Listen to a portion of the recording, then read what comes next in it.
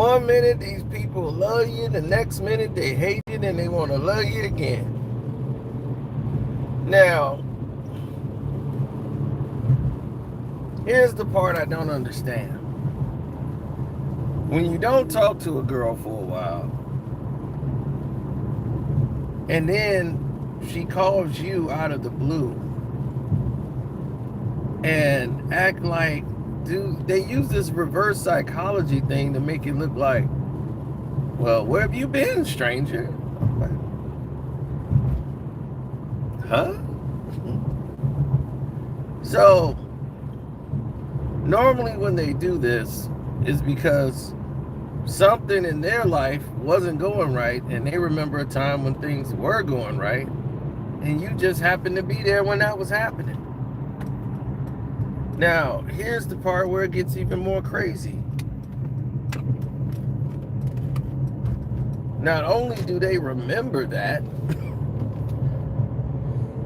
they want to feel you out to see if somebody came in, replaced them. Do you still got any feelings towards them before they stepped out to do their own thing?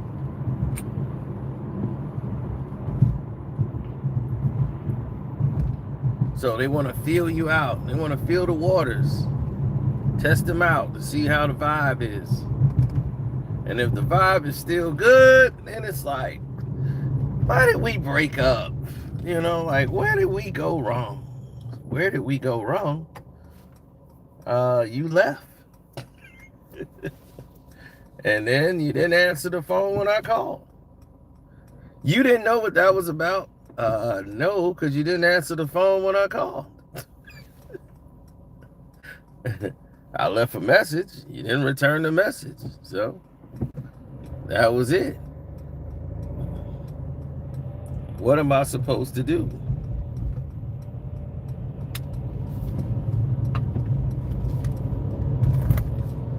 Then she's like, I was just in a daze at that time. I was just doing this and that, and I was all over the place. I was in a daze. A daze. Okay. Well, I haven't heard from you in days, but I guess you were in a daze. So you were in a 90-day daze, huh? So now comes the blame. Well, you're always on that YouTube thing. Like every day. Like I see you. You're on YouTube every day. She don't even know about One Crack News, but I'm like, yeah, but you know, when you want to go out to dinner to eat at that fancy restaurant, all right, guess what paid for that? When you wanted to go out and we went and saw that ridiculous movie, I drove out there, and you know that car you were in, that's so comfortable, and you love the heated seats and all that. Guess what paid for all that?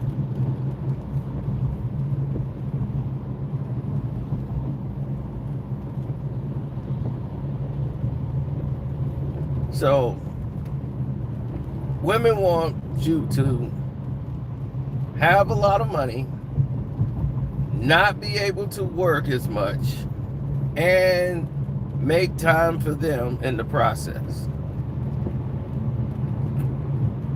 But only when they want to be bothered. Yeah, I'll be like, is there any more requests that you have?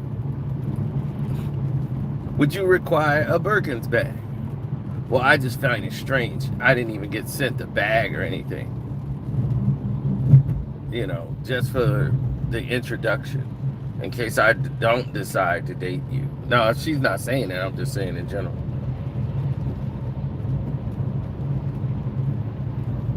That phone would have been due so quick. You have no idea.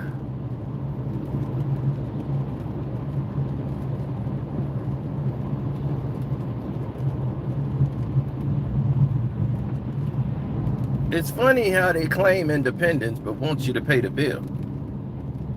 It's like, why do you want men to pay for your independence? If you miss independent, then you can take this bill and pay for it. Oh, you don't want to be independent today? Okay.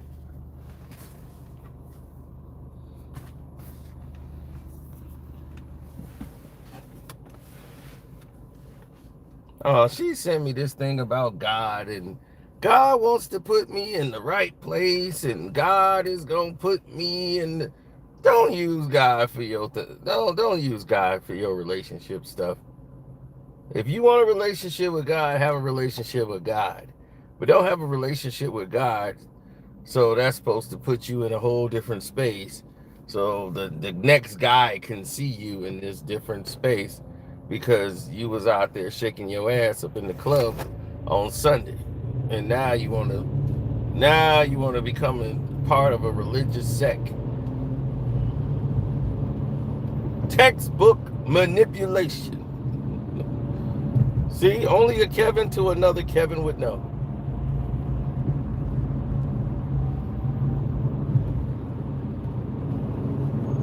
Then I get this weird page, right? Like, she was like, my brother, he missed playing basketball with you. And I was like, how would your brother miss playing basketball with me when he played basketball with me once? What's there to miss? It was your family thing. We were playing. I'm like, we weren't playing a game or nothing. We were just shooting around. I'm like, they didn't even know I was there. They was already shooting around. And I came there, and I said, hey, let me see the ball. And I just started shooting. I was like, that was it. He missed playing ball with you. I'm like, I don't play ball with your brother. Like, where is this impromptu coming to? I'll be like, can you just land the plane?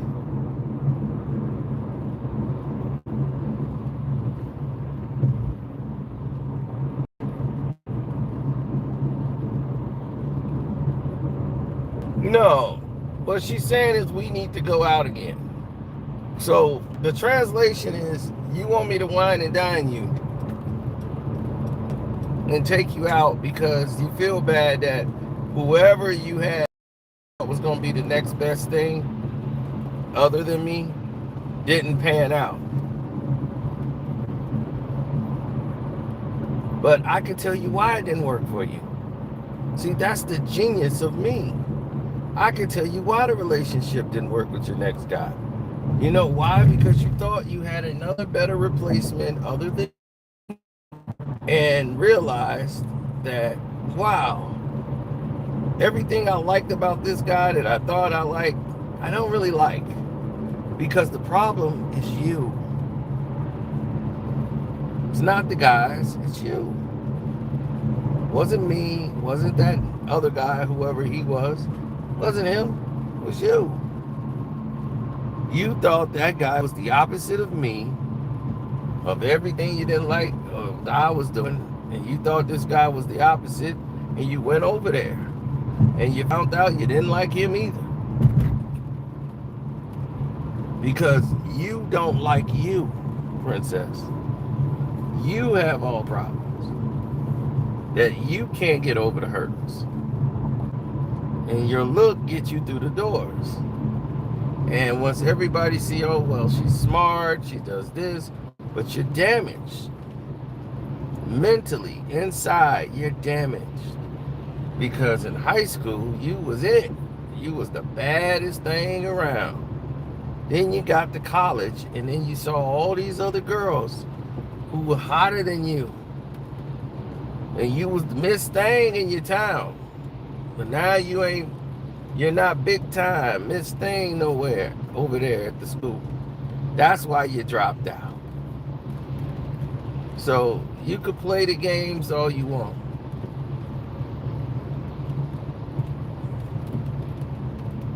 That stuff doesn't work with me. I know full-fledged who you are. I could psychoanalyze you right through the phone.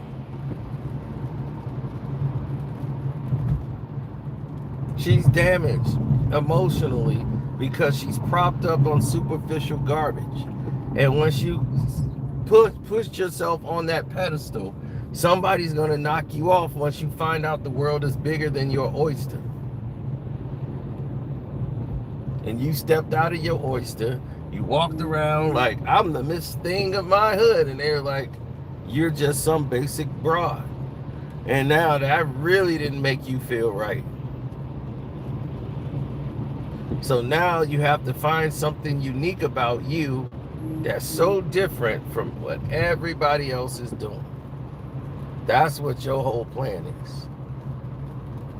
You have to be different.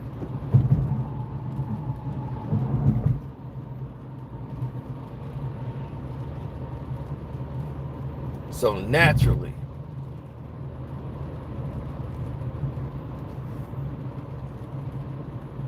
what did you do to be different? Oh, now I found this religion, I did this. Now it's all about God. Why wasn't you all about God when you was with me? Or why weren't you all about God with this other guy? Now that you're by yourself, now it's time to be all about God. God was still there. He didn't go anywhere. He was there the whole time. Oh, let me guess. It was us that was keeping you from God. Nah. It was you.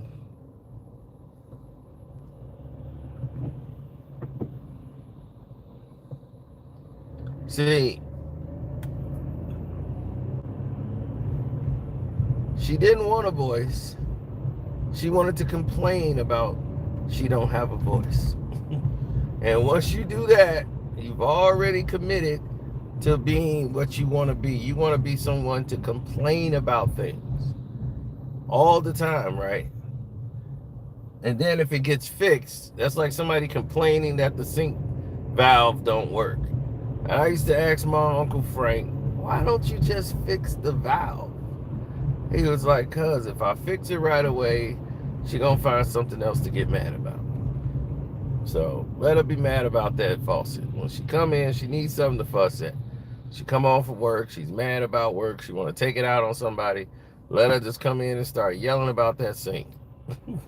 Because I don't want her to start focusing on anything else. Because she's going to be looking for stuff to argue about.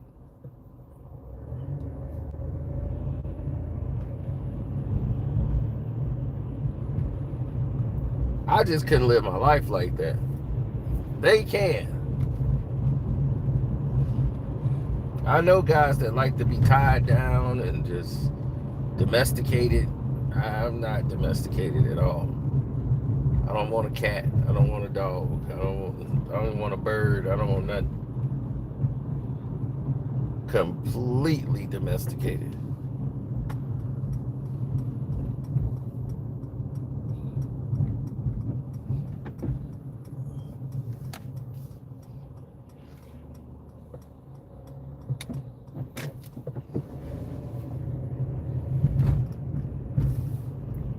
Well, when people see that, the things that they hold dear is not there, then we gonna see what time it is.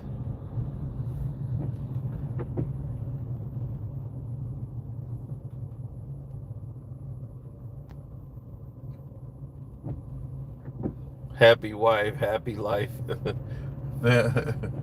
Fallacies. Yeah, pretty much. A happy wife means miserable for the husband. Normally, when she's happy, the man is miserable. Almost every instance I've ever seen in a marriage, that was a narrative.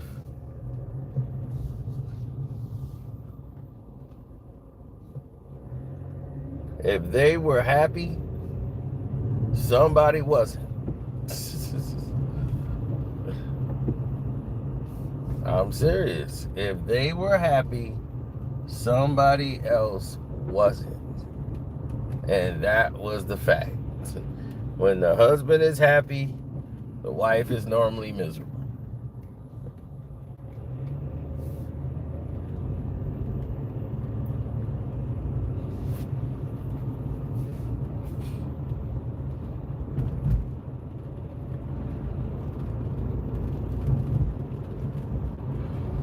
Well, I've seen a lot of them. They have a lot of commonalities. You have common bonds, things that you guys like together, you do together, things of that nature, right? Your common bonds, but the things that you don't do together, right? Those uncommon bonds are the things that's supposed to keep you either apart or more together.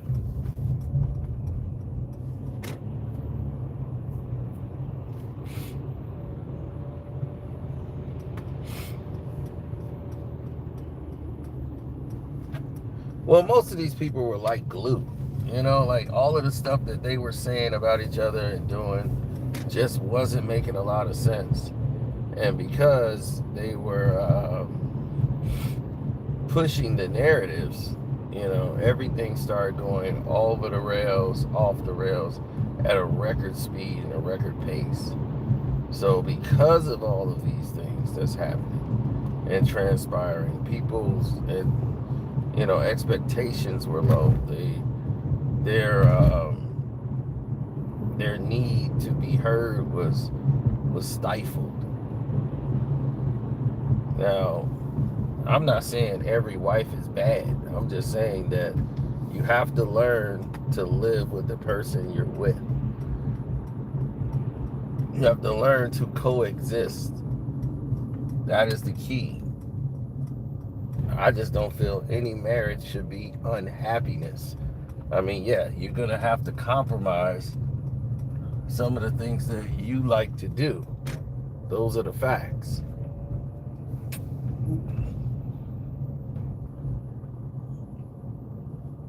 That's the nature of this thing, but those are the facts. You're going to have to compromise. Now, if you can't compromise, then that's a whole new problem.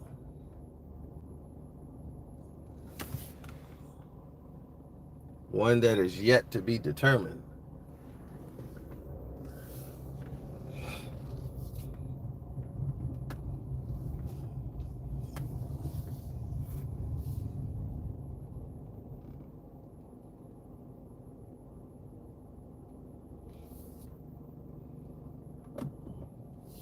I was somebody who believed in the factors of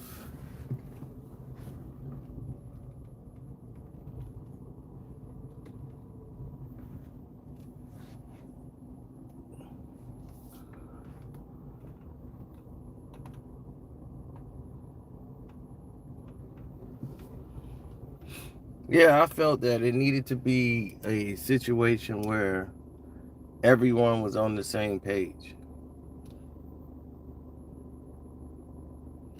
And if they weren't on the same page, they needed to get on the same page.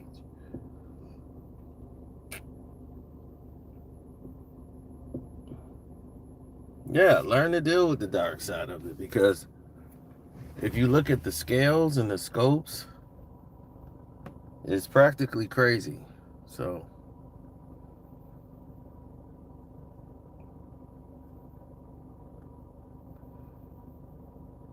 that's right, Kev. Right. I treat a woman like a queen, but she has to recognize I am the king. You're not going to demasculate me and run all over me for your amusement, for your friends. That's not going to happen.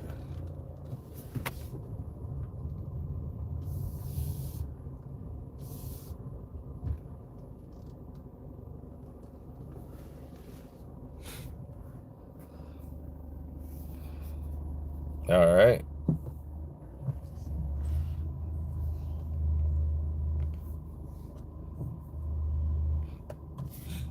All right. So let me get up out of here. I'm going to holler at y'all later. Deuces.